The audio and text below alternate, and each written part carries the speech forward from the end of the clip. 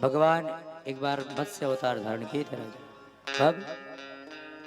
तो एक समय की बात है कि कृतमाला नदी के तट पर महाराज मनु जो है भगवान सूर्य नारायण को अर्घ दे रहे थे। तो जैसे ही भगवान सूर्य नारायण को अर्घ दे रहे थे, उनके हाथ में एक छोटी सी मछली आ गई और जैसे ही मछली आई तो मछली को छोड़ दी। तो छोटी सी मछली कहने लगी, महाराज आप बड़े करुणामय, बड़े दयालु और आपको इस जल का संविधान पता नहीं है। महाराज, इस जल का नियम है कि बड़ी मछलियां छोटी मछलियों को खा जाती है। इसलिए महाराज मैं आपसे निवेदन करती हूँ, प्रतिदेहि पदम मह्यम यत्वाहम शरणम गता। महाराज मैं आपकी शरण में आई हूँ, आप मुझे अभय पद दीजिए। और जैसे आज राजन इस बात को सुनी, उनको दया आ गई और उस मछली को अपने कमंडलों में रख लिए और अपने घर में जाकर एक भगोने में डाल दिए। और जैसे भगोने में डाले तो मछली देखते देखते बड़ी हो गई। फिर राजा से कहने लगी, महाराज ये जगह तो छोटा पड़ रहा है, मुझे और बड़ा पद दीजिए। तो उस मछली को निकालकर बावली में डाल दिया गया और वो मछली फिर बड़ी हो गई। फिर कहने लगी, महाराज ऋतुदेहि पदम मह्यम यत्वा हम शरणम गता। महाराज मैं आपकी शरण में आई हूँ, मुझे अभय पद प्रदान कीजिए। सुखदेव जी कहते, राजन भगवान की लीला को आज भगवान इतने निष्कृष्ट जीव बने। इस पृथ्वी में सबसे निष्कृष्ट जीव कोई है तो है मछली। और मछली के विषय में कहा जाता है कि संसार में सबसे यदि निष्कृष्ट जीव है तो है मछली, क्योंकि मछली गंदगी खाती है और गंदे लगभग स्थानों में ही रहती है। इसलिए शास्त्रों में मछली के विषय में कहा जाता है कि व्यक्ति को कभी भी मछली नहीं खाना चाहिए। क्यों? तो शास्त्र में कहा जाता है कि यो यस्य मांसम अश्नाति स तन मांसाद उच्यते मत्स्यादः सर्व मांसादस् तस्मा मत्स्या विवर्जये। कहते हैं कि जो व्यक्ति मांस खाता है मरने के पश्चात वह जीव उसको खाता है।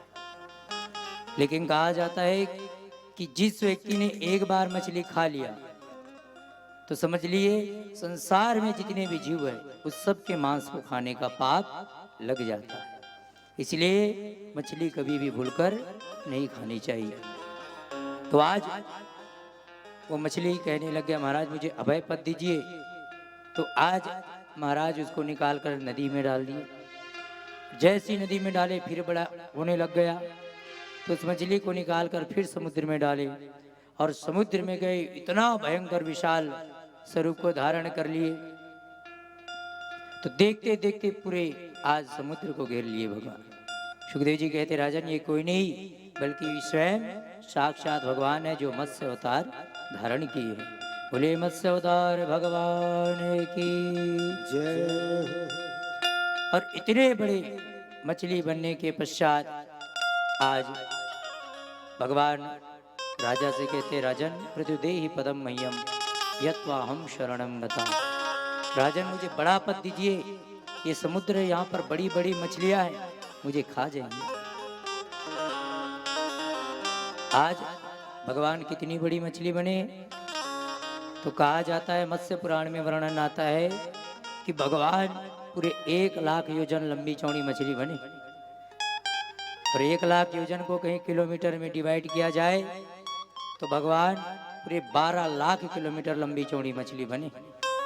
और इतनी बड़ी मछली बनने के पश्चात राजा से कह रहे, महाराज मेरी रक्षा कीजिए, अन्यथा बड़ी मछलियां मुझे खा जाएंगी। महाराज कहने लग गया, प्रभु ज्यादा नाटक मत करो, मैं समझ गया कौन। आप मेरे आराध्य भगवान श्री हरि। महाराज बताइए आपका कैसे आगमन हुआ। तो आज भगवान विष्णु प्रकट हुए। आज मनु से कहते, राजन आज से 7 दिवस भयंकर वर्षा होगी, पूरा पृथ्वी जल से डूब जाएगा। तो तुम 7 ऋषियों को रखकर सभी अन्न धन के अनाजों को लेकर अपनी पत्नी को लेकर एक नाव में बैठ जाना फिर जब भयंकर वर्षा होगी या पूरी पृथ्वी जलमग्न हो जाएगी, तो मैं उस दिन इसी स्वरूप में आकर तुमको बढ़िया से नौका विहार कराऊंगा और सुंदर उपदेश दूंगा। इस प्रकार से समय बीतते गया। 7 दिन पर्यंत भयंकर वर्षा हुई। नाव में बैठ गए सप्तऋषि को लेकर, अनाज को लेकर मनु जी महाराज, और वही भगवान मत्स्य अवतार को धारण करके नाव को अपने गलफड़े से बांधकर कई दिनों पर्यंत जल विहार कराए, और वही मछली भगवान उपदेश देते रहे राजन को। और इन्हीं के उपदेश को मत्स्य अवतार के मत्स्य पुराण के नाम से जाना गया। बोले भक्तवत्सल भगवान की।